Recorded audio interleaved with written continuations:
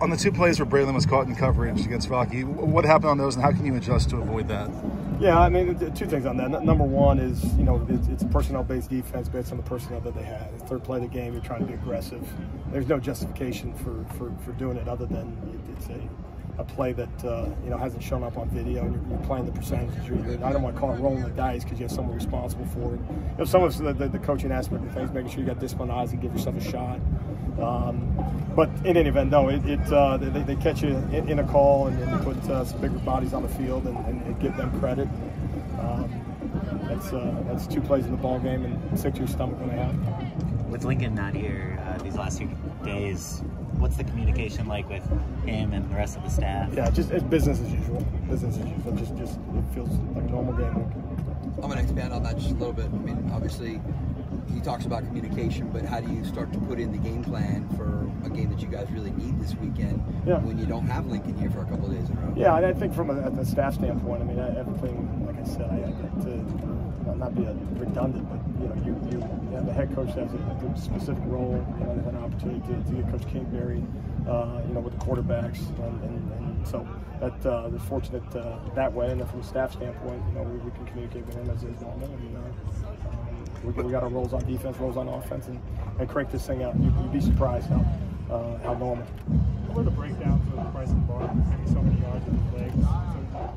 What were the breakdowns of Bryson Barnes getting so many yards? Well, there's a number of things. I mean, there's a number of different formations that you can do a better job of obviously getting lined up in. They do a great job of stretching just from a big people standpoint and from a Wildcat standpoint, and so much of the stuff, some of which you can practice and have a preparation plan for. Other things you got to trust your rules in those moments. Other times they come down to a guy making a play.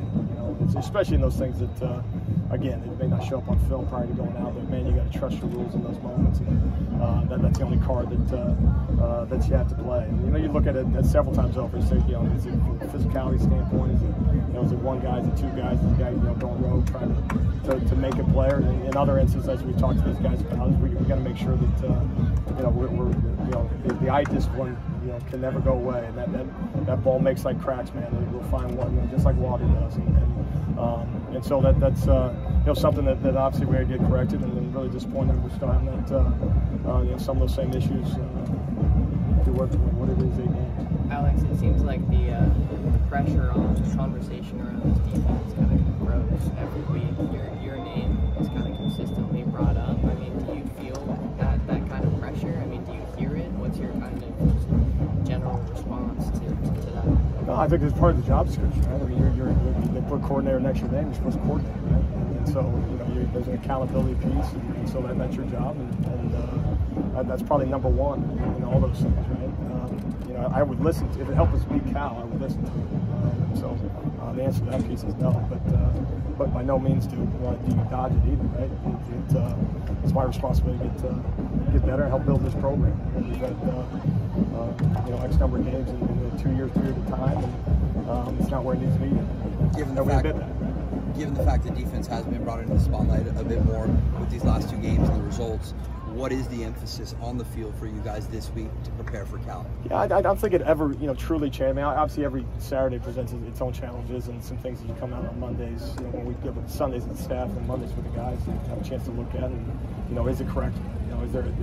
Is there a body, designed from a schematic standpoint that's there? Did we put him in an advantage, which we just mentioned, one of those instances where you can't check that box. You can't say that's an advantage. Now, you can find a way to coach it better and coach it through it and put yourself in a better situation, but you can't claim that's an advantage. So then you got to look back and diagnose and see if there's adjustment that can be made. That obviously you can't play plays either, though. What if they would have ran something else?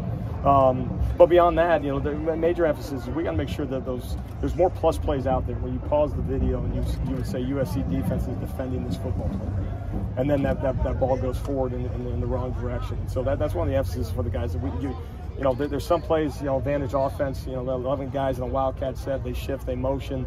It's something you haven't seen on video. Okay, we got to rally the ball and we got to get them on the ground. Okay, advantage offense. That's why they did it. But there's other plays where you got 9 men, 9 men in the front, and they get a 10-yard gain. Now wait a second, guys. Those things have to be advantage, obviously defense. And so those things got to crank up. Which when you do that, you get sacks, you get TFLs, you get caused fumbles. When it's in the plus category now, from a number standpoint or advantage standpoint, whether it's a leverage or in coverage, man, you have to make those, because it's hard enough to make the ones where maybe you got a deficiency somewhere. So no, keep swinging at it, and it's a good group. I'm telling you what, it's we're not getting the results yet, which is just, again, my responsibility, sick to my stomach, but man, probably closer than you think, and we got to keep battling.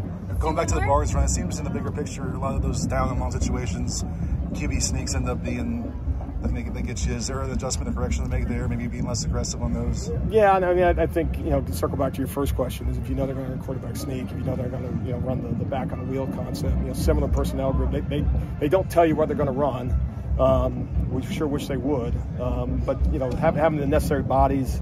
At the LOS, yes. Can you hit it before he gets 2 inches or 5 inches? And there's also a fourth down stop on film. It's pretty good. So no, it varies in that. But one of the things, especially when you're talking about whether it's wildcat or quarterback run game, is they can zero you out real quick, which are in very vulnerable situations. And as honest as I can be with you, when you get caught in a vulnerable position, third play of the game, that as disciplined as you are as a coach, or certainly you try to be, that kind of lingers in the back of your mind a little bit as well. So I guess if I'm going to critique myself, is you got to make sure that play's gone. You can't replay that.